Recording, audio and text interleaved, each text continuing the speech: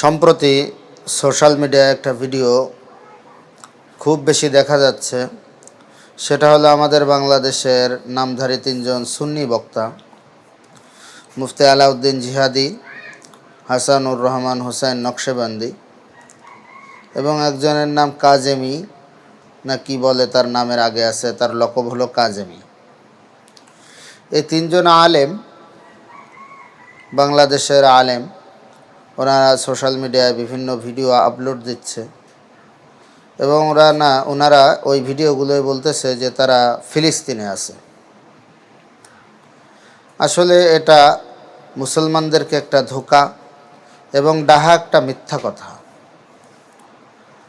ফিলিস্তিনের যুদ্ধ চলতেছে গাজা, রাফা, এই সমস্ত অঞ্চলে। গাজার যে একটা অংশ আছে, গাজার আয়তন হলো 365 স্কোয়ার কিলোমিটার। এই জায়গাটা সম্পূর্ণ একেবারে ইসরায়েলের মানচিত্রের দিকে তাকাইলে দেখা যাবে এই জায়গাটা হলো একেবারে সম্পূর্ণ সমুদ্র উপকূলে। মিশরের সঙ্গে তাদের সামান্য একটু সীমানা আছে, যেটা রাফা সীমান্ত বলে। এই গাজার অংশটা হলো সম্পূর্ণ ফিলিস্তিনের মূল ভূখণ্ড থেকে বিচ্ছিন্ন হয়ে গেছে। ফিলিস্তিনের যে মূল ভূখণ্ড ছিল, এই মূল ভূখণ্ড ইসরায়েল জবরদখল করতে করতে প্রায় ফিলিস্তিনের 70-75% ভূমি এই দখলদার ইসরায়েল এরা দখল করে নিয়েছে। এবং গাজা সিটি, যেটা গাজার সবথেকে বড় শহর, এবং ওখানে আছে রাফা শহর, বিভিন্ন 3-4টা শহর গাজার ভিতরে আছে।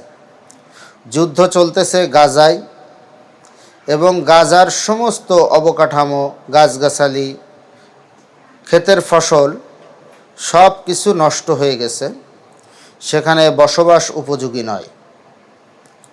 এবং হাজার হাজার মানুষ যে শাহাদাত বরণ করতেছে, এটাও গাজা সিটিতে এবং গাজা, রাফা, এই সমস্ত শহরে মৃত্যুবরণ করতেছে। কিন্তু এইজন তিনজন সুন্নি আলেম, যেনারা মুসলমানদেরকে ধোঁকা দেওয়ার জন্য বলতেছে যে আমরা ফিলিস্তিনে আছি এবং ফিলিস্তিনে অসংখ্য মানুষকে আমরা সহযোগিতা করতেছি, এটা একবারে ডাহা মিথ্যা কথা।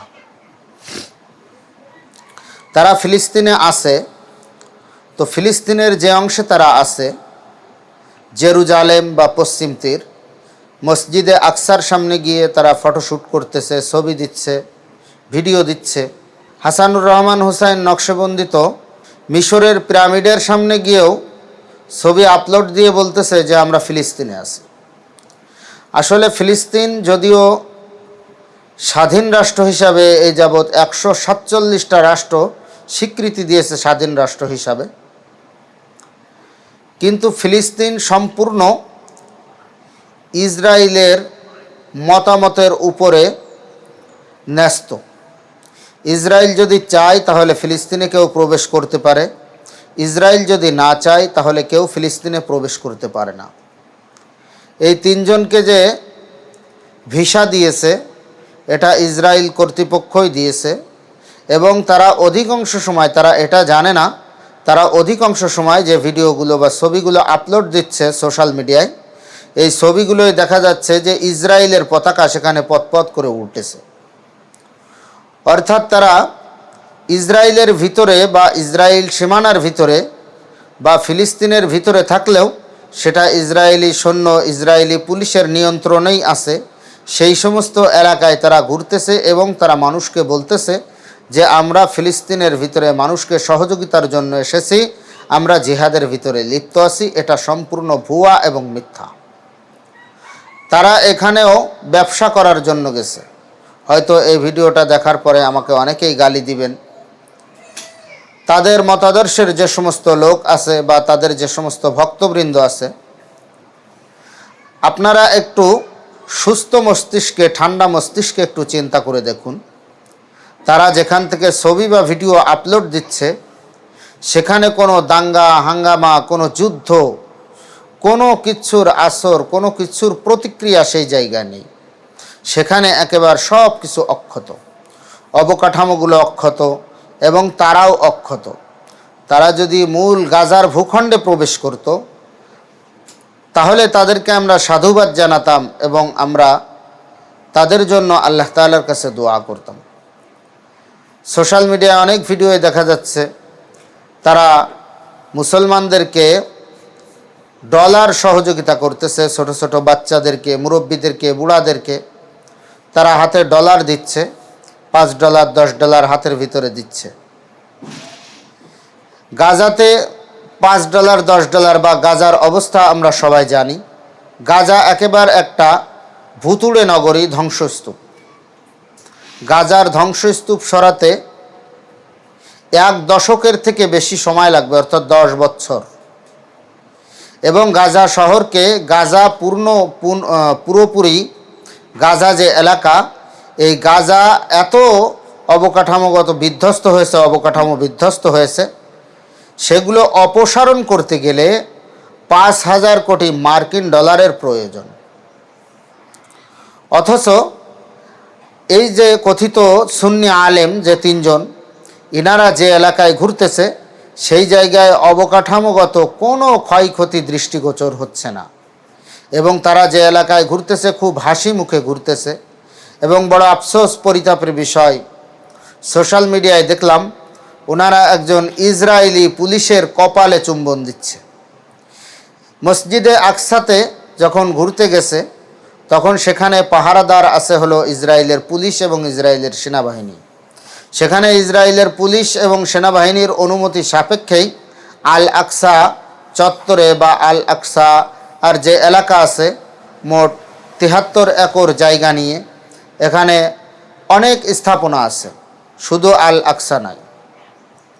এখানে সুলাইমান টেম্পল আছে, কুব্বাতুস সাখর আছে, এ সমস্ত বিভিন্ন স্থাপনা এখানে আছে। এই সমস্ত স্থাপনার সামনে গিয়ে তারা ছবি আপলোড দিচ্ছে, ভিডিও আপলোড দিচ্ছে এবং মুসলমানদেরকে আহ্বান জানাচ্ছে, মুসলমানদেরকে বোঝাতে চাচ্ছে যে আমরা বিশাল এক জিহাদের ময়দানে আছি, আপনারা আমাদেরকে সার্বিক সব দিক থেকে জান মাল দিয়ে এবং দোয়া দিয়ে আমাদেরকে সহযোগিতা করুন। এটা হলো মুসলমানদের সঙ্গে একটা ধোঁকাবাজি।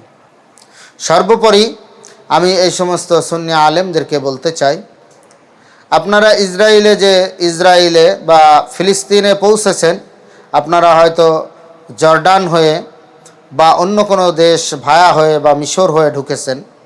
তো আপনারা মূল গাজার ভূখণ্ডে যেহেতু প্রবেশ করেননি এবং আপনাদের ওখানে কোনো দাঙ্গা হাঙ্গামা নেই, তো মুসলমানদেরকে আপনারা এভাবে বিভ্রান্ত করবেন না।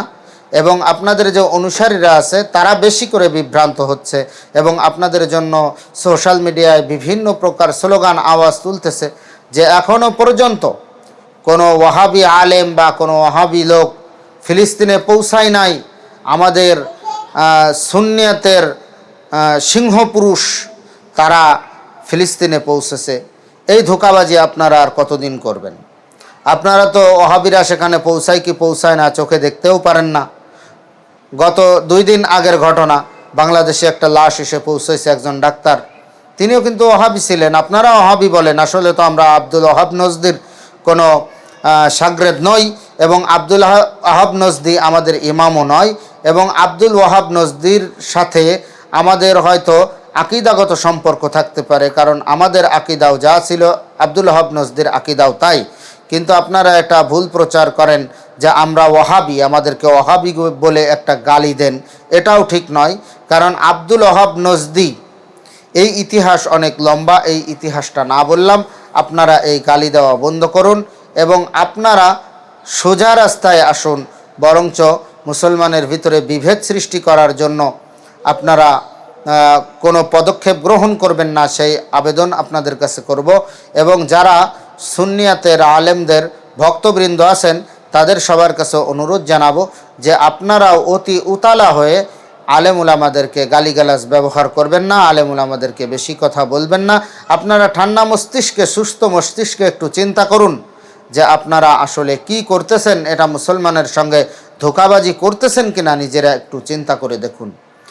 সর্বোপরি আমি সবার কাছে, সমস্ত মুসলমানদের কাছে দোয়া চাই, আল্লাহ তাআলা যেন সমস্ত পৃথিবীর মুসলমানদেরকে হেফাজতে রাখেন, পৃথিবীর সমস্ত মুসলমানদের ঈমান আমলকে হেফাজতে রাখেন এবং গাজাবাসীর জন্য যেন কিছু করার মতন তৌফিক আমাদেরকে দান করেন।